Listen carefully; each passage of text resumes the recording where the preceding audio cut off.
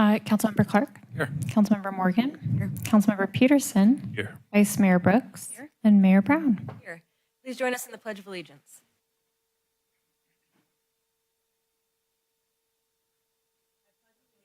To the flag of the United States of America and to the republic for which it stands, one nation, under God, indivisible, with liberty and justice for all. All right. Do we have any additions or deletions to the agenda today? Staff has no changes to the agenda. Okay. Item 3, any additional materials? Staff did distribute additional materials related to tonight's agenda. Today, staff uploaded a updated staff report, updated attachments, and presentation for the report. In addition, there were 3 emails received after publication of the agenda. All right, thank you. Move on to item 4, oral communications by members of the public. This is the opportunity for members of the public to speak to the council on items that are not on today's agenda.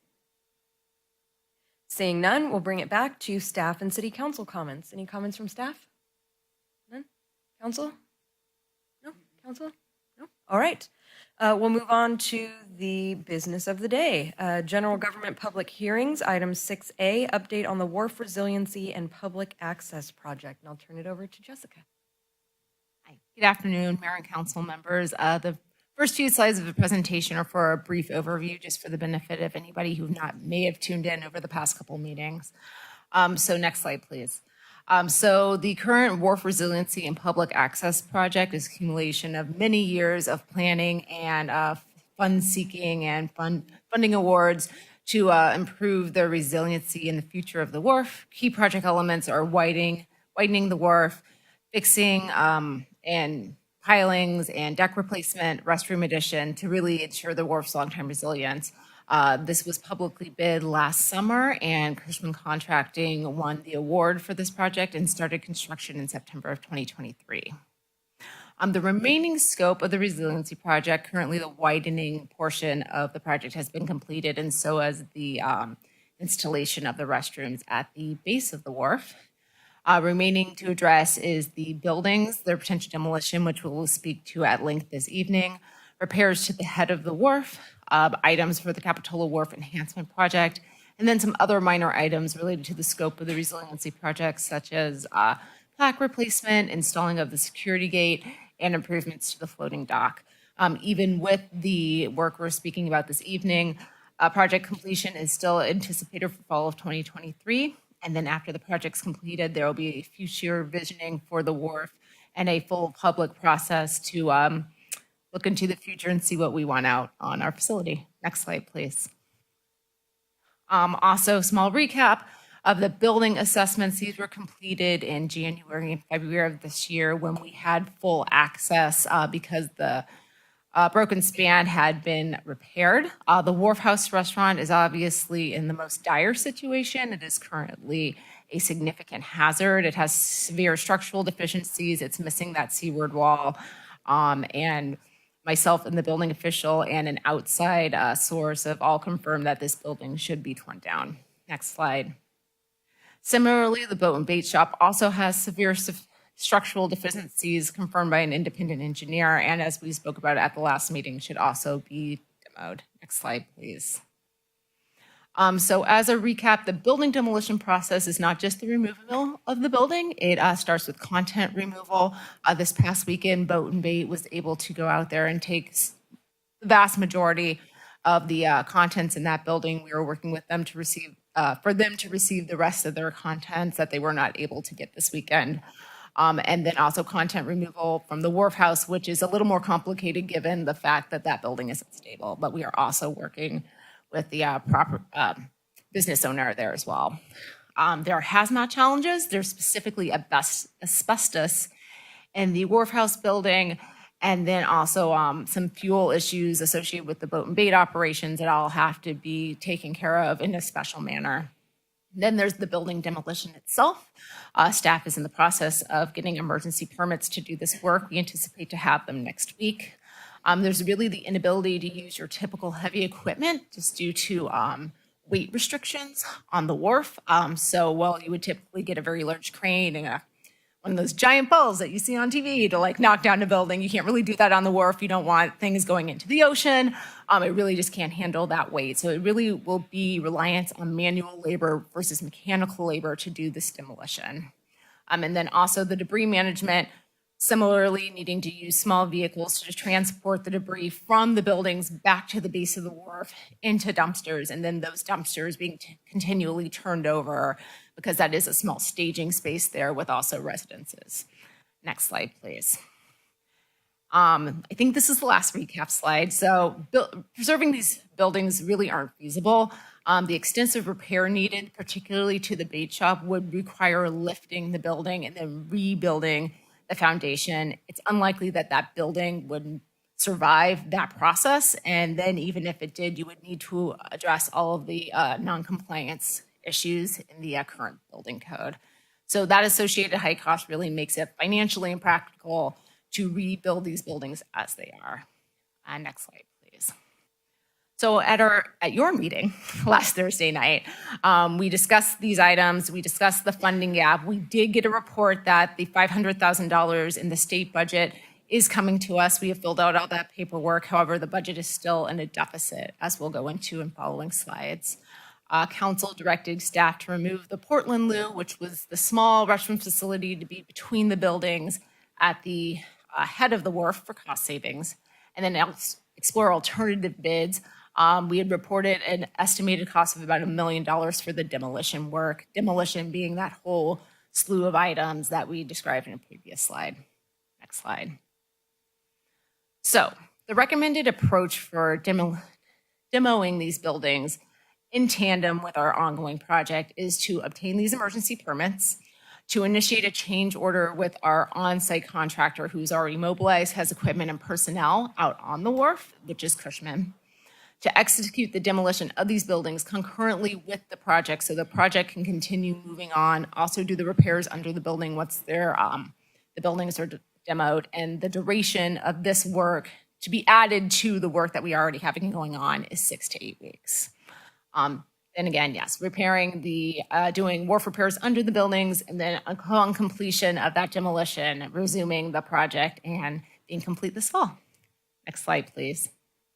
So this is the table that was included in your staff report. It's really quite detailed. I will go over this one line by line. Please feel free to ask questions. So there's many parts of this demolition cost that Cushman has to be involved with, kind of regardless of who does the demolition work.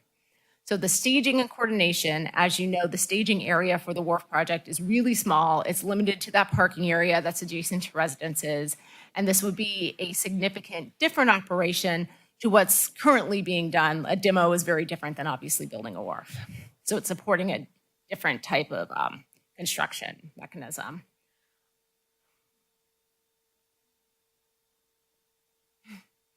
The next line, creating access to the demolition operation, is really getting all the equipment that you need from your staging area out to the site where the buildings are. So that area has not been completed yet with our wharf resiliency project. The decking hasn't been replaced. The structure under it hasn't been addressed. So really, that's preparation of the demo site. So really getting the site prepared immediately there so it is safe and able to hold the load of everything you need to do the demo is preparation of the building site. Creating access is also spreading load across the whole span of the wharf, so to put out runners to get out to the site. So all of that would be something that Cushman would need to prepare.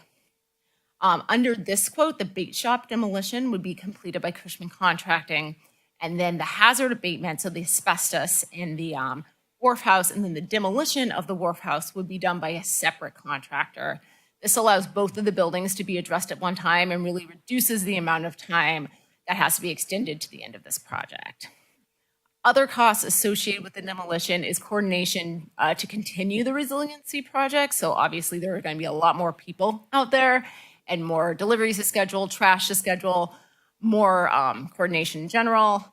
I can't see what that last line says. And then mobilization costs. So basically getting that different equipment, different labor, different people to do those different actions. So the direct costs for Cushman to do the demo is approximately $660,000. Next slide, please. That's summarized a little bit easier to see here. So it's really the categories are site preparation, building demolition, project coordination because the wharf project is still going on, and then mobilization to do this additional work. Next slide, please. So in adding to the current contract with Cushman, they are entitled to markup costs. This is very clearly part of the contract and part of any contract that's under the Caltrans specifications, which this one is. So the 20, 15, and 15% there are under Caltrans specs, under our current contract. Those are really non-negotiable figures. And then you have the increase of their bond and insurance because this is extra work that wasn't considered as part of their prime contract. So the total change order for the demo is $805,000, which is approximately $200,000 less than we had spoke about on Thursday. Next slide, please. So the alternative approach we explored was having another contractor do all of the demo versus Cushman only doing one and the contractor doing one. So that would be Cushman still doing that preparation site work, but then Cushman would stop doing work while the demolition was going on. Cushman would be entitled to be paid for that holding time. And the estimated duration of this, based on the quote that we received from Coastwide Environmental, is 2 to 3 months. Cushman would then, after the demolition is complete, and that contractor would demobilize, Cushman would come and do the repairs underneath where the structures once were, and then after that, resume the resiliency project. Next slide. So the direct cost for this was also in the staff report. It's those same first items or the same site prep that we had discussed before. Then you have the bait shop demolition, hazard abatement, and the wharf house demolition. And those are quotes from, again, Coastwide Environmental. And then the direct mobilization costs for Cushman, which are related to the work that they would be doing, for a total direct cost of about $480,000. Next slide, please. So this is the site preparation summary, building demolition, and mobilization. Next slide. So again, there's the markup on the work that Cushman would do. So it was not on the contractor work, but on that prep work Cushman would do. There's that same markup, same bond, same insurance. The real difference here, or a significant difference here, is the project delay cost. Based on the quote that we received and also just talking with Cushman Contracting, the project delay is estimated to 40-60 working days. $680,000 represents a 40 working day delay. And so the total there is $1.25 million to engage in a separate contractor. Next slide. Lastly, another alternative approach would be to defer demolition of the buildings until the end of the resiliency project. That has multiple steps. These were also included in the staff report. Also doing immediate safety measures because we cannot leave the wharf house the way it is right now. And then really what it comes down to is the resiliency project wouldn't be completed to its current scope because you just couldn't get close enough to the wharf house building to complete the project. Do you mind going back? Thank you. Cushman would complete their amended scope, and then we'd have to come back with new engineered plans and permits, which would be a significant lift. We would have to re-engage our engineers. We would have to start over with the regulatory agencies, and they all have different conditions of when work can be completed. So even if we were ready to turn this around for bid in, say, 2 to 3 months, we would have to wait till the regulatory agencies' permitting windows. Then we would rebid the project and then obviously mobilize a new contractor to complete the project. Next slide. So really what this equates to is it would be approximately a year for this project to be finished. Obviously the cost with re-permitting and engineering the project and with a new contractor, and then really reduced economies of scale because obviously right now Cushman is driving mini piles or replacing all of the decking. This alternative project would be a much smaller project, so cost per unit would increase. And then cost escalation, just because anytime you push out a project, it is always more. Next slide. So the proposed contract change order for Cushman Contracting comes out to about $1.5 million. So that includes the building demolition, the work under the buildings, the repair to the head of the wharf from this most current storm damage. It includes the credit for the Portman Loo, and then also includes some items for the Capitola Wharf Improvement Project construction, mostly furniture, ordering, assembly, storage, and having this all be accumulate at the end of the project at one time. So that would be for a total contract amount of about $9.8 million.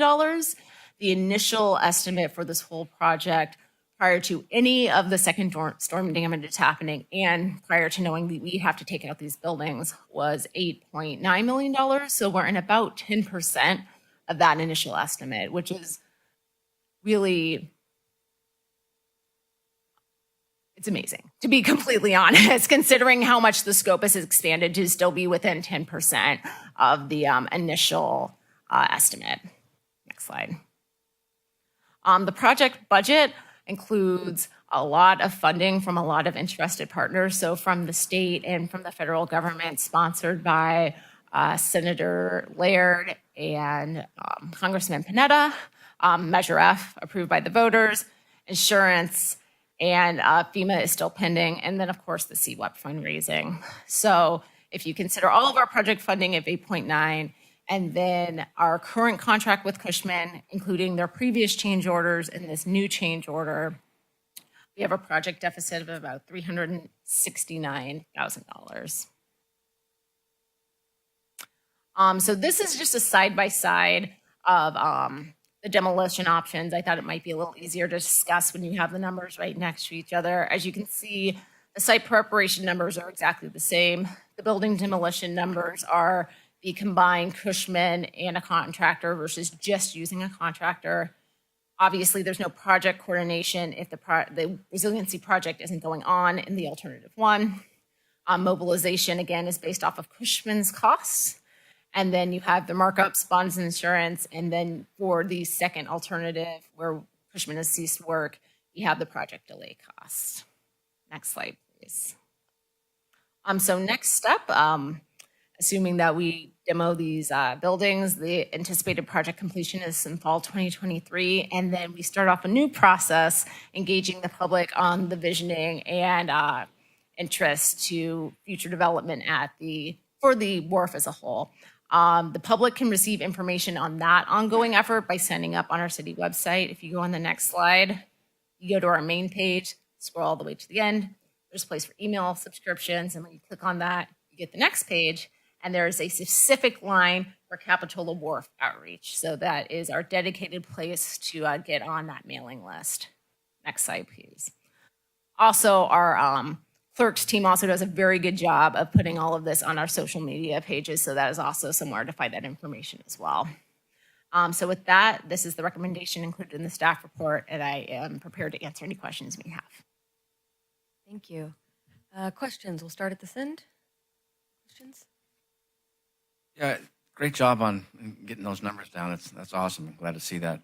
But I would like to go back to the asterisk you had on there about the $313,000 for CWIP with Cushman. So, if I understand, the Planning Commission is still going to vote on that? Correct. So that is March 6th or 7th, whatever that Thursday is, and they will be approving the final design for that project. Yes. And so it's not to exceed that amount, but we don't have a bid or an estimate on that right now, do we? So this is an estimate on the project as will be presented to the Planning Commission. If they change it significantly, there is a potential that that number changes, yes. But this number as proposed is not to exceed. I think at one time we saw that CWEP had done a calculation that was quite a bit lower than that, but anybody recall that?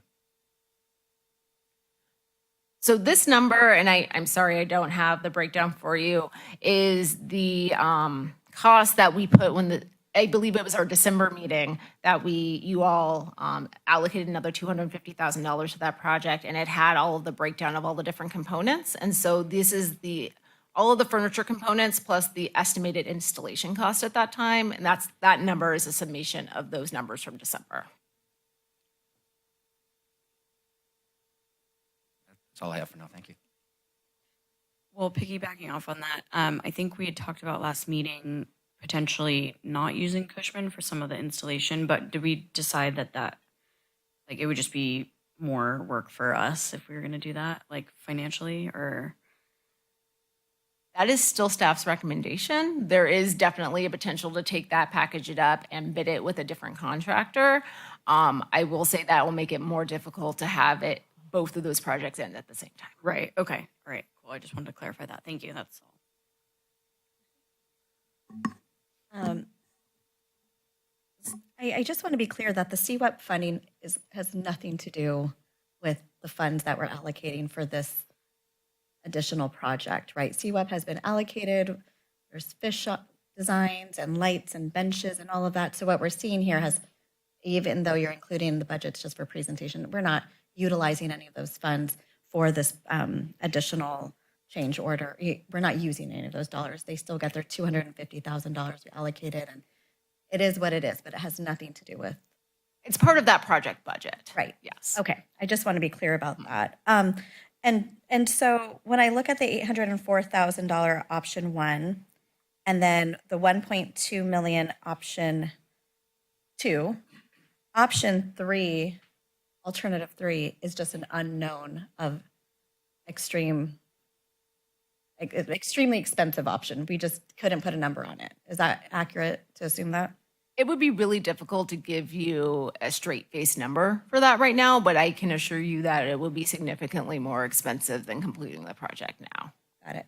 And then can you just, because I don't know anything about markups, and you mentioned briefly that it's a non-negotiable, can you just give me a brief definition of what markups are and why we can't, I'm all about negotiations. So I like Sure. having some flexibility here. And if there's an opportunity or some begging and pleading that we can do to advocate for ourselves. Sure. So, Julie, if you could go to like slide 10, that would be helpful.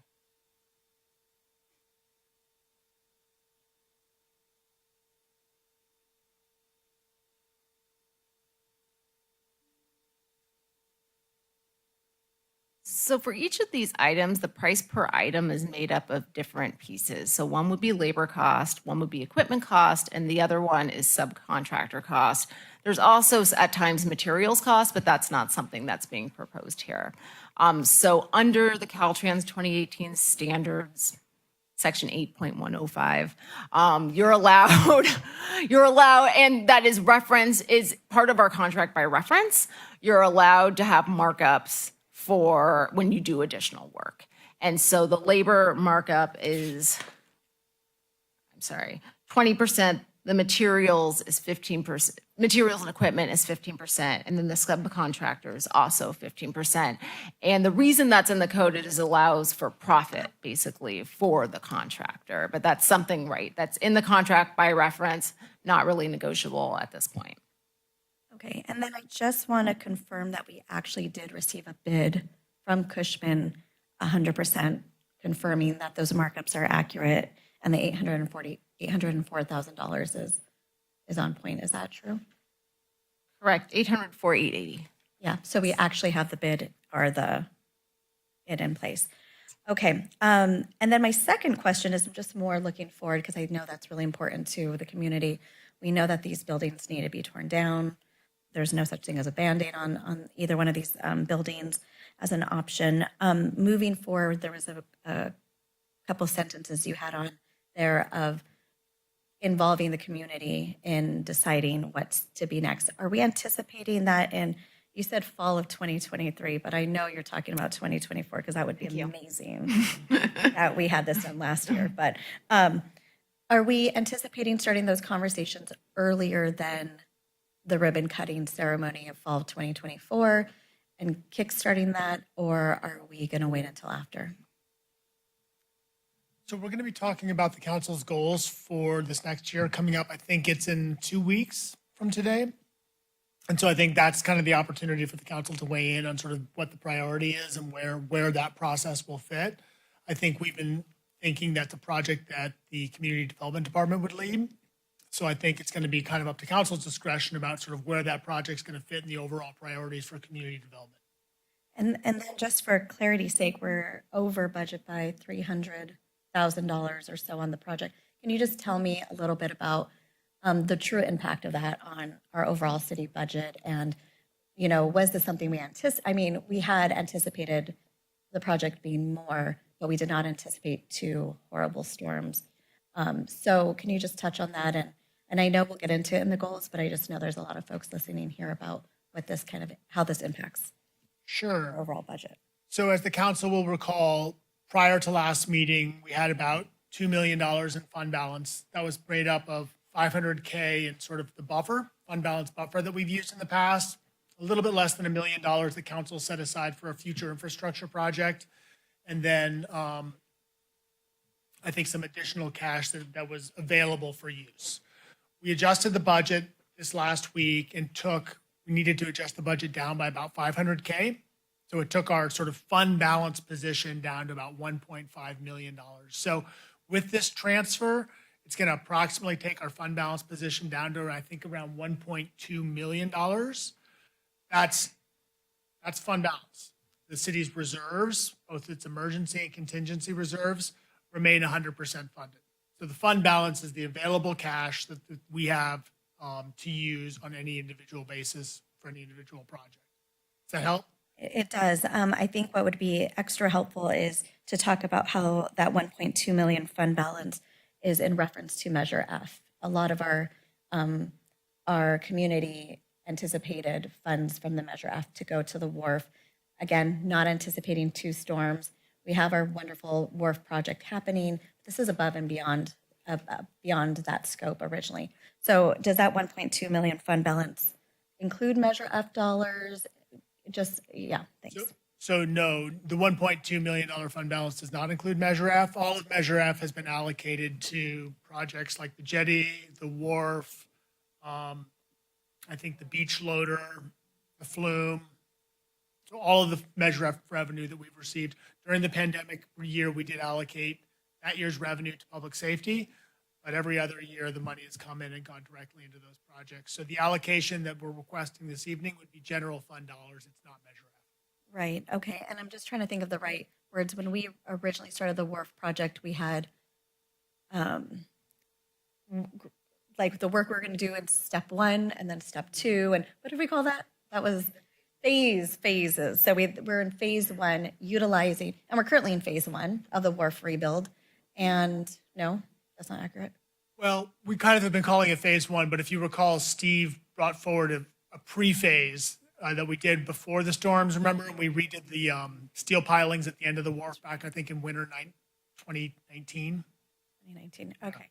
So in 2019 and pre-phase, we were allocating Measure F dollars. In phase 1, we've been allocating Measure F dollars.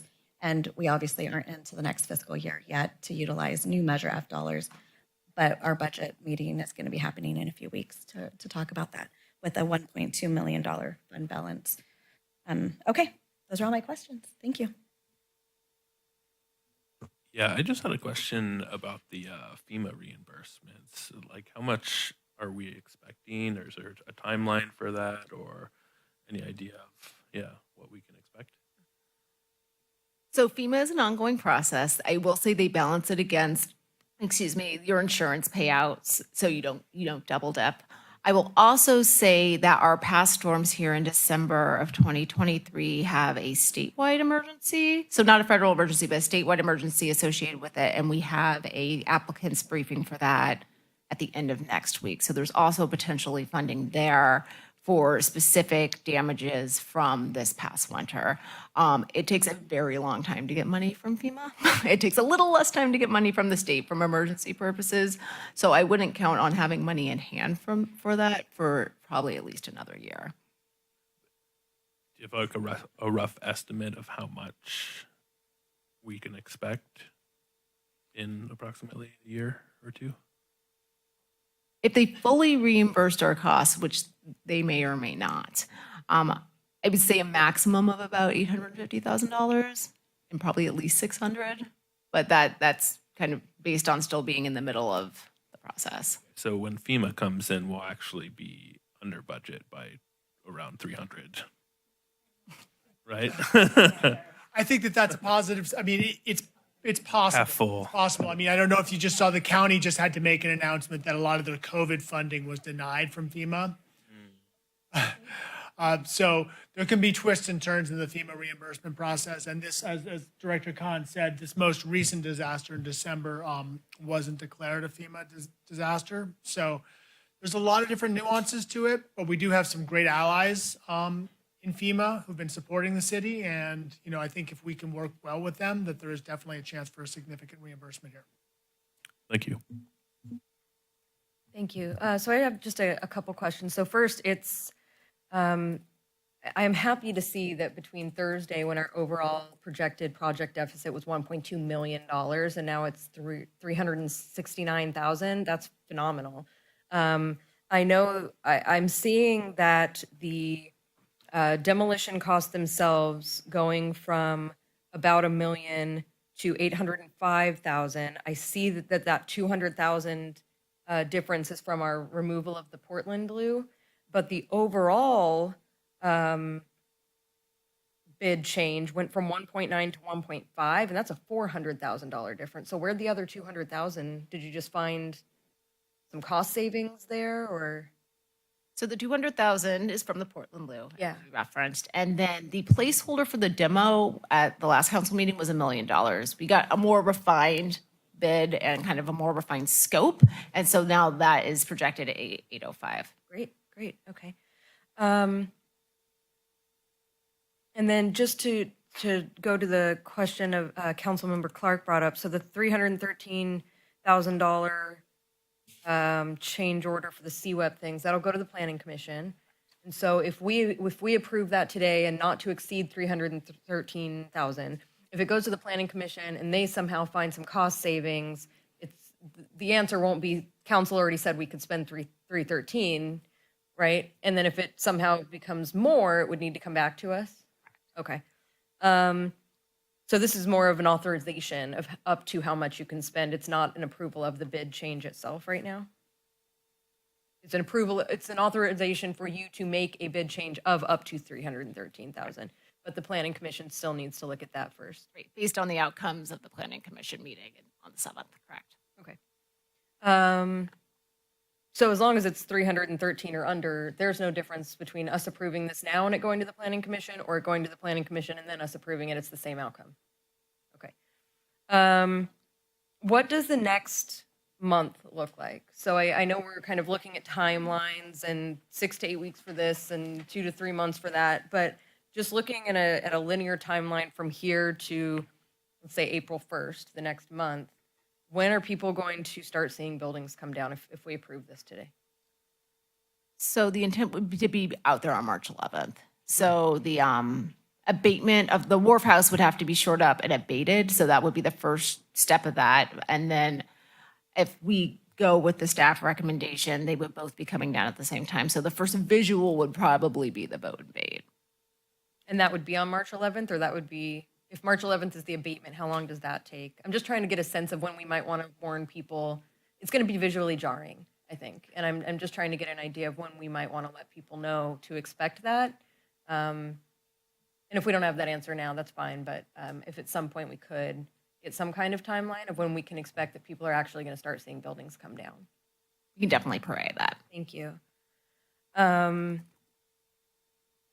Okay, yeah, and then, yeah, when we can expect to see that start, and then when we might expect to see it done. Just no more buildings there on the skyline. Okay, I think those were my questions. Any additional questions from council? Yeah, go ahead. I want to bounce off of that a little bit because you're absolutely point on or spot on about the buildings coming down. And are we going to have our historian Deborah? I was like looking, I was pulling all of your thoughts there. Deborah, go out and take photos. Do we have anything ceremonial in place or something that we can get some historical footage on that for our museum and such? So we have incredibly good documentation right now of the actual building interiors and the current situation. It's like we have, like you can do Google View, move through the buildings with the photos.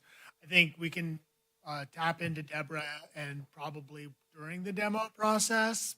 I think photo documentation is probably in order. And maybe something from the business owners if they want to donate anything to the city, or if we can get some photos. I know that they've been out there cleaning things up. I'm just thinking for documentation. And I don't know if there's anything the city can do in terms of ceremonial kind of goodbye to the buildings. It makes me really sad. But if there's anything by March 11th that we can all do to be there close by to be there with the community. So just food for thought, and we can talk to the mayor about it offline. Or golden crowbars. Is that what you're thinking? Yeah, exactly. Yeah, something like that. Yeah, I'd love to be out there with the folks, so thanks. All right, with that, we'll bring this item out to public comment. If anyone has any comments on this item, please feel free to step up to the podium and state your name if you'd like it recorded in the minutes. Seeing none. All right, we will bring this back to council for discussion. Yeah, I have some comments, but I'll save them for the end. Any comments? Yeah, I'd like to just say how good it was to see the community involvement. A lot of great ideas came with people in their emails, and we talked about a lot of things. But truly, it's just a community thing, and that we were able to bring it all together, and hopefully we can get to that next point, and then get the wharf built back better, and then hopefully we can get our buildings, the restaurants, and the bait and boat. So that's what I would love to see, and I'm glad we're moving forward. Yeah, I think that in a way we've sort of entered a good position to be able to get underneath those buildings that we wouldn't necessarily have been dealing with to strengthen things up for the wharf.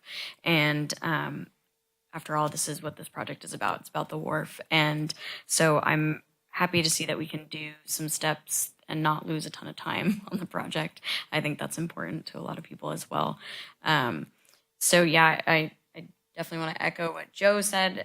Thank you for the community. Thank you for Public Works for doing all this work that I know it's been weighing heavy on everybody. So I look forward to what we can look forward to. Thanks.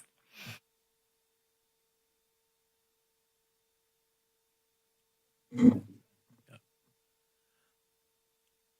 I guess I just want to say thanks for taking the time to make sure that we, did this process right with the assessment and the bids. And it's unfortunate that these buildings have to come down, but I'm looking forward to the visioning process and getting more businesses back on the wharf, and hopefully they will be a little more resilient to future storms.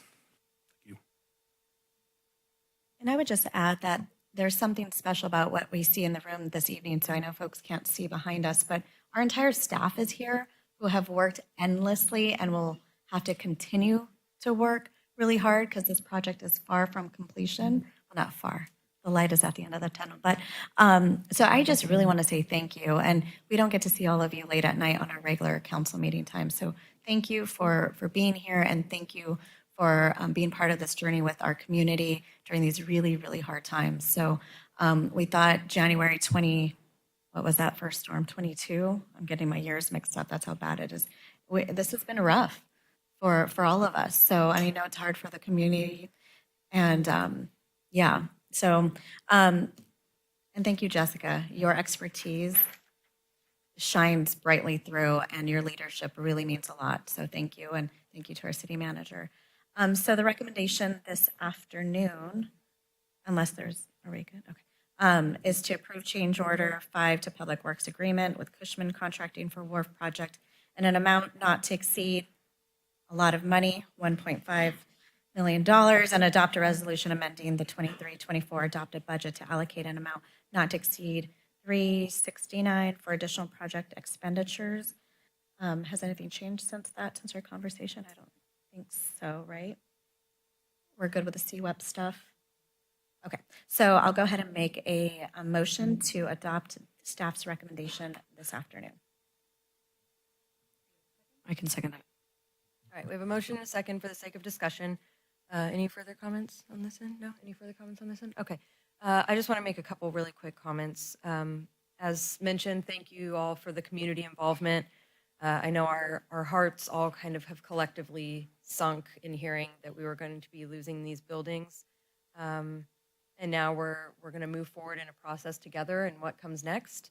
I want to thank you to our staff and to Jessica. We asked you for second opinions. You offered them. We asked you for additional bids. You provided them. We needed breakdowns, and you gave an incredible amount of detail. And I think it's really been beneficial for me personally to have all of this information to work with. And I think it's also a testament to your experience and your professionalism that every step of the way, the second opinions confirmed what you provided to us. And so I'm just grateful for you going above and beyond to give us that information to make these kind of really tough decisions.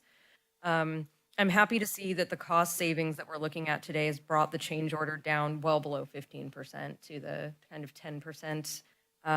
That is also, I'm really glad to see that. I know that there's still some uneasiness about what comes next. This